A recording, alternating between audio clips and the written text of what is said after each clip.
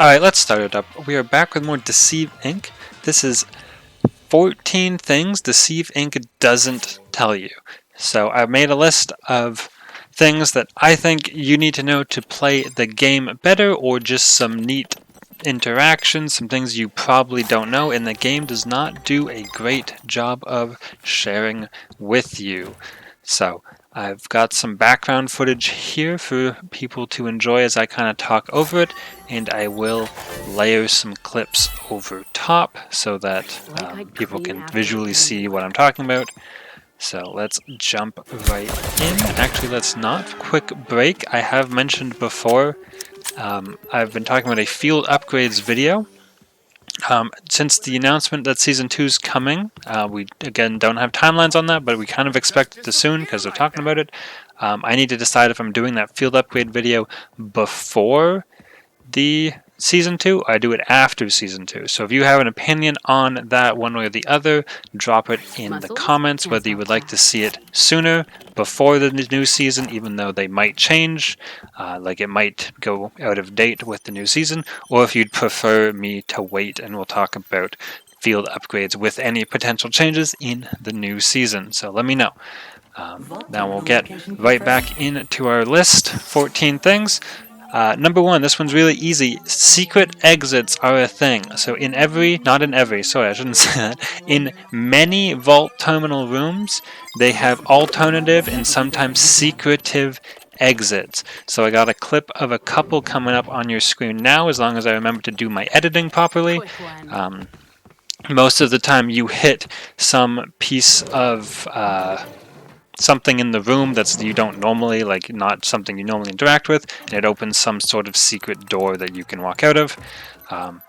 So there's a bunch with secret exits, there's a bunch with alternative exits via windows and like one-way windows you can only open from one side. So almost every vault room in the game has at least a second way out. Many of them have these secret exits, which I think is great, but the game does not do a good job of telling you about them. So, number two, hacking a vault terminal gives you 5 intel. The game no way indicates this, but when you hack that vault terminal and get that gold chip, it gives you 5 intel. Just from hacking it, you don't actually have to pick up the gold chip, but yeah.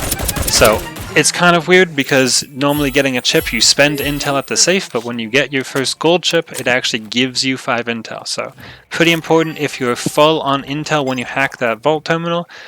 Try to use at least 5 of that if you can. You know, hack a blue safe, or really that's kind of the only option, but hopefully you're not hacking vault terminals with full intel anymore. On to number 3. So in the lobby before the game starts, there is a big billboard that will tell you the map you're playing and a picture of the VIP. The game doesn't really tell you about this. I mean, it doesn't really have to. It is fairly big there, but it is also easy to miss. So feel free to have a little look if you want to play a certain agent on a certain map, or have certain field upgrades, certain gadgets on a certain map. You can always check the board. What are we on? Number 4. So we have how to revive NPCs. So the game does not really tell you even can revive NPCs. So it's a little complex, not really. The main thing you have to remember is the civilian cannot revive an NPC. Any staff, cover, or guard, any staff or higher, so staff, guard, elite guard, technician, VIP, can all revive an NPC. All you have to do is crouch on them. I find it works best if you crouch around their stomach or thighs area, somewhere in there. You'll hear the voice line that I'm sure you've heard when an NPC revives an NPC.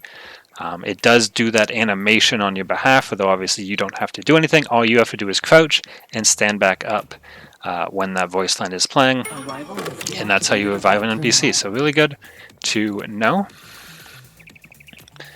On to the next one here. We are on number 5, the security light, which many people have made comments on as if I don't know this is a thing.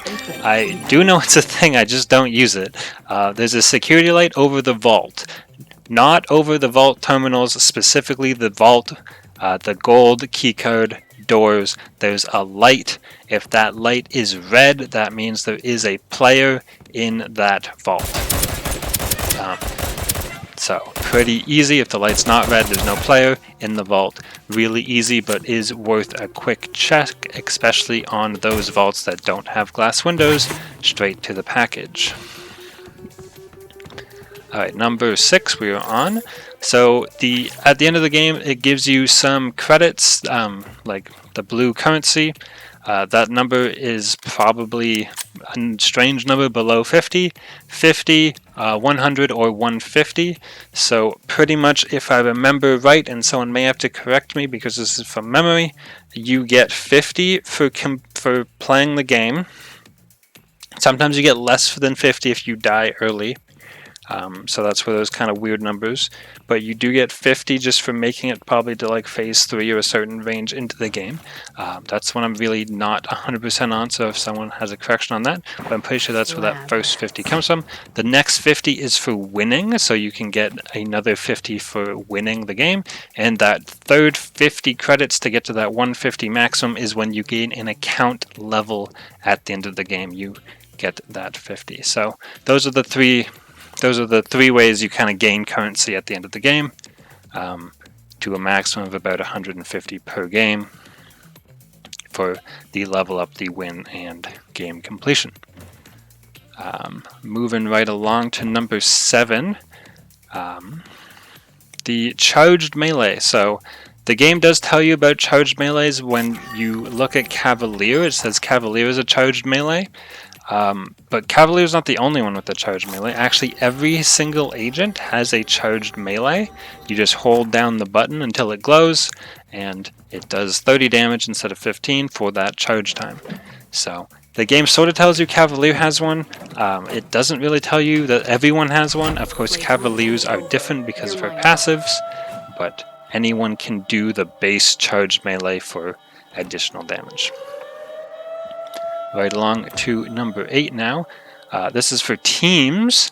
If you use the spyglass, the ranged hacking in teams, you can pick up your teammates. You can revive your teammates with the spyglass. So this isn't necessarily something the game needs to tell you, but it's really not remote hacking, which is what the spyglass calls out specifically it can do, because reviving teammates isn't exactly hacking.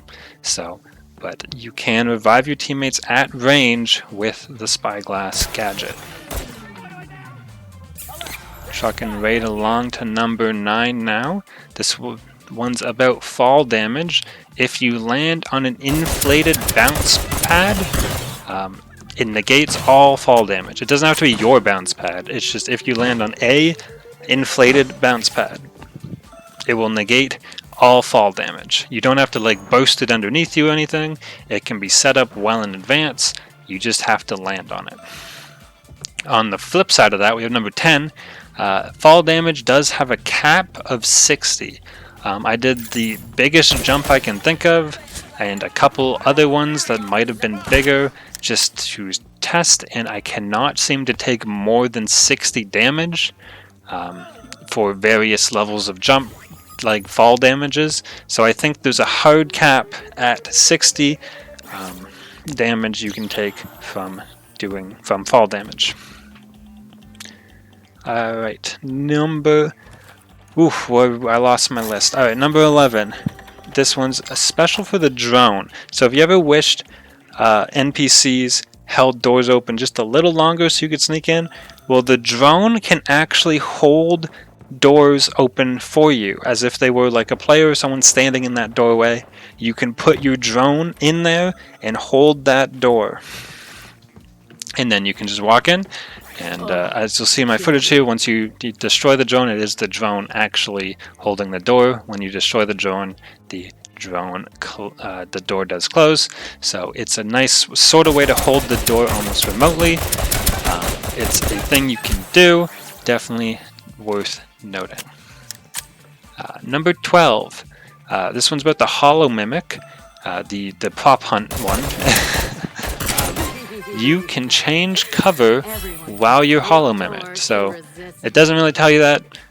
You gain cover back when you're hollow mimicked, which is sort of obvious because the bar starts to go up, but you can also change your cover. So one thing you can do is, if you're like a civilian, you can not jump into a room, but go into a staff, guard, technician room, pop that holo mimic, and the NPCs won't notice you, and you can get close enough to one, because you can also move while you're a holo mimic, to steal their cover, and then when you unholo mimic, you are the right security level.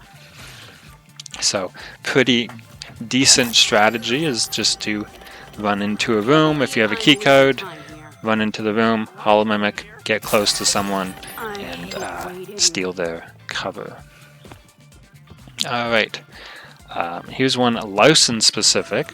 So Lausen's Invis expertise, all three of them, will halt the ping timer from the package. So when you have that package, the ping timer is going off as you're walking, running, jumping.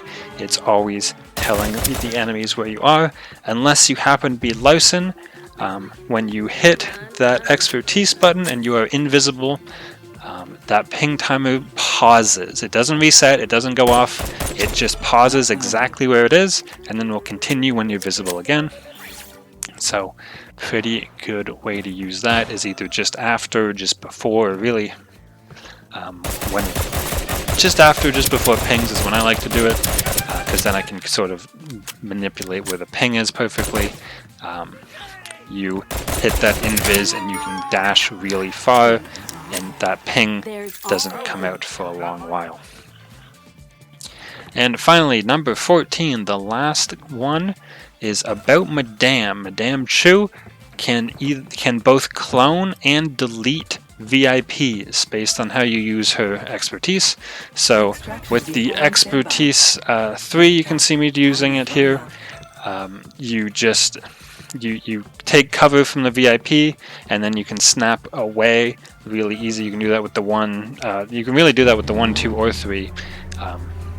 But if you do it with the 3, one thing you can do is you can take the VIP cover, snap to someone, take the VIP cover, snap to the next person, take the VIP cover, snap, and just kind of do that until you use all 3 of the snaps. And then you can actually clone them like 4 times right in that one use of your expertise. And then how you delete the NPC is, of course, you snap into the VIP, sorry, and then you change your cover. So you've snapped into that VIP, so there is only the one VIP, and that's you, and then you change your cover, meaning that VIP is now no more. So that's our 14 things that Deceive Inc. does not tell you. Please comment on your thoughts, leave a like if you did, and subscribe for daily Deceive Inc. videos like this one, and I will see you in the next one.